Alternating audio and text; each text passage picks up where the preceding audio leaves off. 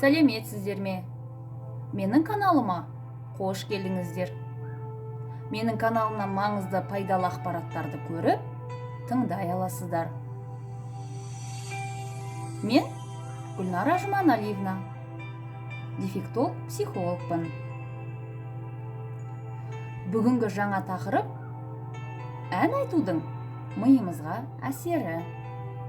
Осы жөнінде пайдалы ақпараттармен бөлісетін боламыз сіздермен. Біріншіден, ән айтудың пайдасы. Бақыт гормоны бөлінеді. Ән шырқау миымызға мол әсерін тигізеді. Себебі ән айтқанда жүйке жүйесі тынышталып, рахаттанады. Сонымен қатар эндорфин гормоны бөлінеді. Оны біз бақыт гормон деп те атайды. Ал ол сіздің денсаулығыңызда маңызды рөл атқарады. Екіншіден, ән айту бұл біздің күш қуатымызды арттырады. Көңіл күйіміз көтеріліп, шаршағанымызды бір-ақ сәтте басыла шығады. Үшіншіден, күйзелісті жеңеді. Ән салу арқылы сіз күйзелісті жеңесіз. Хормен бірге немесе ансамбльде ән айтатын адамдар өздерін сенімді әрі табысты сезінеді екен. Ал депрессияға ұшыраған кезде де ән салған жақсы. Нәтижесінде керемет көңіл күйде боласыз. Оған да көзіңізді жеткізуге болады. Осы тұста мен жұмыс жасайтын мекемедегі бірлестіктің атынан түзетудің сұлу қыздары тобы құрылып, хор айттық.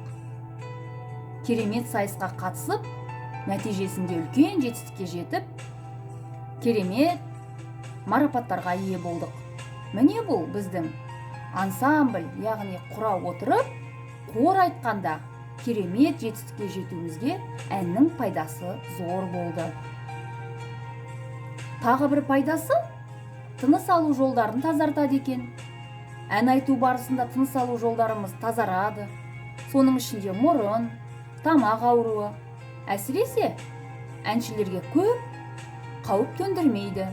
Сондықтан жиі ән айтқан кезде біздің мұрын, тамақ ауруларымыз жоқ болады екен, жойылады.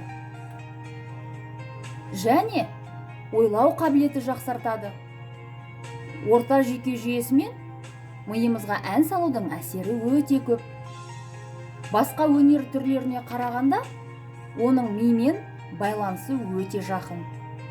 Нәтижесінде ойлау қабілетіміз жақсарып, аса қауіпті аурулардың алдын аламыз. Бүгінгі ақпараттарды тыңдап, назар салғандарыңызға үлкен рахмет.